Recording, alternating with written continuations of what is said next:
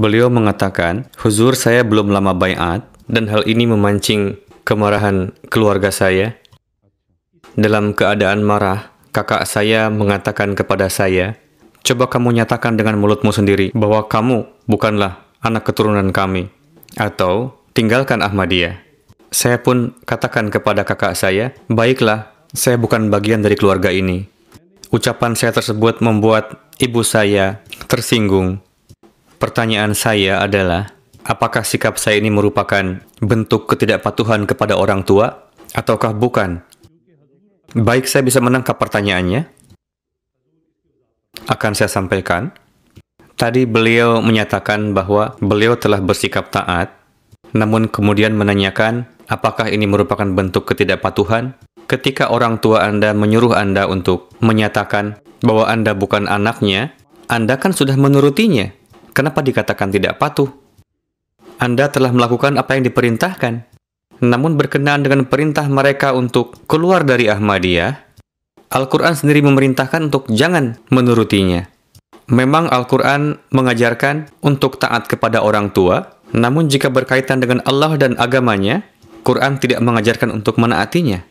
Persis seperti contoh yang beliau sampaikan tadi, pernah terjadi pada zaman Rasulullah, ada seorang anak yang telah menjadi pecinta Rasulullah SAW dari sejak usia dini. Dan ia adalah anak satu-satunya.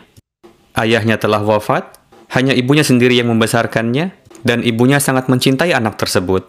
Namun ibunya adalah seorang yang musyrik. Ketika mengetahui anaknya masuk Islam, ibunya menyumpahi anaknya agar melepaskan kalimah tauhid dan disuruh untuk menyatakan bahwa Tuhan bukanlah satu dan Muhammad Rasulullah adalah pendusta, nauzubillah.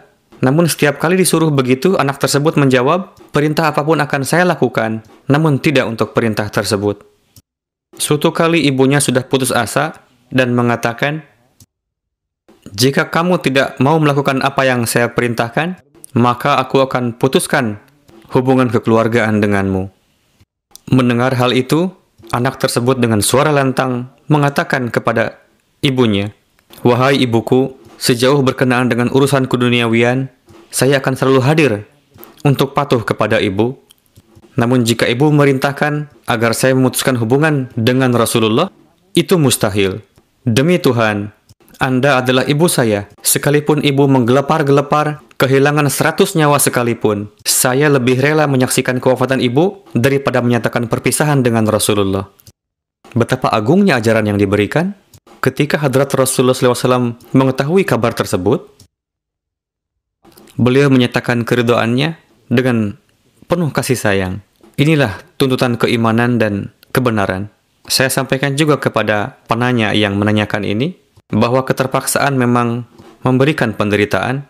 Kita tidak mendapatkan jemaat Ahmadiyah ini sebagai warisan. Kebanyakan para pengikut jemaat adalah baiatan dari luar. Dan ketika seseorang baiat, mereka mendapatkan cobaan serupa. Dan penderitaan ini memberikan manfaat. Karena jika seseorang tidak melewati musibah ini, berarti kebenarannya belum teruji. Penderitaan yang dilalui oleh orang-orang ini memberikan kesaksian yang pasti bahwa mereka meyakininya sepenuh hati. Mereka bukanlah orang gila yang mau-maunya memancing keributan, kedamaiannya dirampas, terputus hubungan dengan keluarga, menyaksikan penderitaan, demi untuk menerima suatu kebenaran. Itu karena hati mereka memberikan kesaksian bahwa ini adalah benar, dan kesaksian mereka dapat berguna bagi dunia.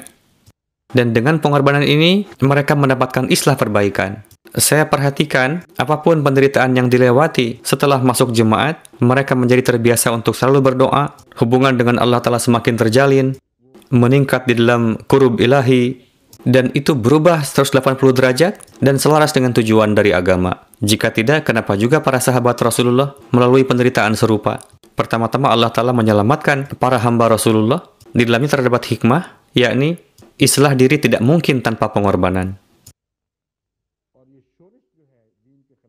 Dan pengorbanan yang diberikan ini merupakan sarana bagi perbaikan diri. Jika untuk mendapatkan ini tidak menuntut suatu pengorbanan, maka para pendusta akan berkumpul. Kalau begitu, bagaimana akan terpenuhi tujuan dari sosok yang akan datang untuk mengislah umat?